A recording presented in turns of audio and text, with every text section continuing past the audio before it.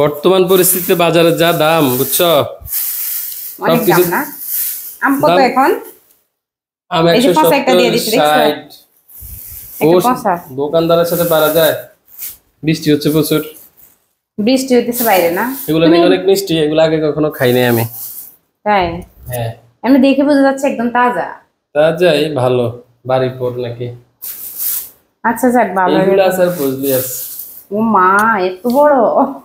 হ্যাঁ হ্যাঁ, অনেক বড় হয়ে গেছে বেশি। আর এইটা মিডিয়ামটা, তাই? ছোটটা। হ্যাঁ দেখছো তোমার কয়টা ফসা দিছে? হ্যাঁ, কত তো হওয়ার কথা না। ফসা তো দিচ্ছে। আমি যেগুলো নিচ্ছি ওগুলো বাইসে এনেছি। দেখ, বাজারের জিনিসের একটু একটু দাম কমছে, আরো কমবে হ্যাঁ আস্তে আস্তে। অনেক জিনিসের নাকি দাম কমে গেছে। আমের দাম বাড়ছে।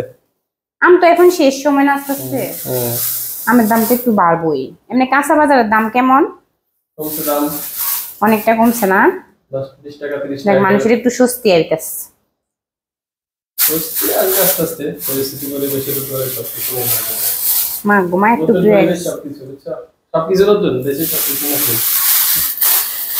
যাক। আর এখানে কি শাক? কলমি শাক, প্রিয় শাক। কলমি শাক। জি একদম দেশি তাজা। ইনশাল্লাহ কালকে বাজি করবো, মা তাজা আছে একদম। বাজি করবো। আর শাপলা আনছো, ভালো হয়েছে। শাপলা ওই দিন আমরা ডিম দিয়ে নারিকেল দিয়ে বাজি করছি, সেই মজা হয়েছে। সব করছে। আম বেশি পুড়ে গেছে। আম খাইবার শুধু ঘুমাইবার শান্তি না। হ্যাঁ, আমার তো শান্তি আছে, আমার মাইয়া আছে। তোমার মতো শান্তি? আমি তো বসে থাকি, শুধু আমার কাজ নাই। তুমি তো অফিসে যাই, একটা ল্যাপটপ টিপো শুধু, কম্পিউটারে কাজ করো। আর আমি আমার মাইয়া নিয়ে কত শান্তি। দুইটা কাজ না, মাটি কাটাইছে কাজ। নাম না খুলতেও তো পারতেছি না। বলতে পারবো না, এটা কেটে রাখো। আচ্ছা থাক, কাট মনে করে কালকে বাজি করবো আর রান্না আর কি।